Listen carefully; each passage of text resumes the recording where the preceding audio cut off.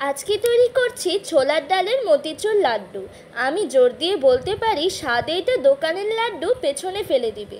ছোলা 4-5 ঘন্টা পানিতে ভিজিয়ে রাখতে হবে। পানিতে ভিজিয়ে রাখলে ছোলা অনেকটা ফুলে নরম হয়ে যাবে। ভেজানো ছোলা ছাঁকনিতে রেখে পানি ঝরিয়ে নিন। এরপর গ্রাইন্ডারে গুঁড়ো করে নিন। এতে পানি মেশানো যাবে না। শুকনো করে গুঁড়ো করে এগুলো ঘন্টাখানিক ছড়িয়ে দিয়ে কিছুটা ঝরঝরে করে নিন। পরিমাণ মতো ঘি দিয়ে গুঁড়ো করে দিয়ে দিন। মাঝারি আঁচে খানিকক্ষণ নেড়েচেড়ে ভেজে নিন।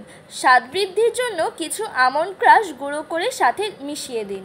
মনে রাখতে হবে গুঁড়োগুলো বেশি ভাজা হয়ে যাতে না যায়, এতে শক্ত হয়ে যাবে। একটি পাত্রে চিনি ও চিনির অর্ধেক পানি দিয়ে দিন। চিনির পানিতে 3-4টা এলাচ ফাটিয়ে দিয়ে দিন। চিনির পানি চটচটে হয়ে আসলে ভেজে রাখা ছোলার গুঁড়ো দিয়ে চুলা বন্ধ করে 15 মিনিট ঢেকে রাখুন। হাতে একটু ঘি মাখিয়ে বানিয়ে ফেলুন সুস্বাদু মতিচুর লাড্ডু।